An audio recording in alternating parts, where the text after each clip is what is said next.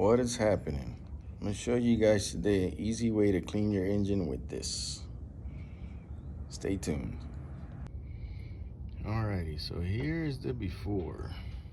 It's really not that dirty, but it's dirty. But watch this. You just start spraying, and you don't even need water for this. Just a nice little rag.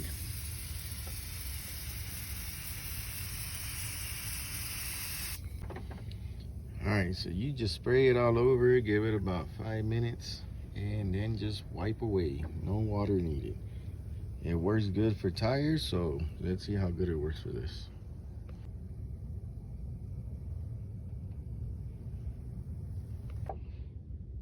And that's how easy your engine compartment gets cleaned. You could tell, look at the power steering reservoir.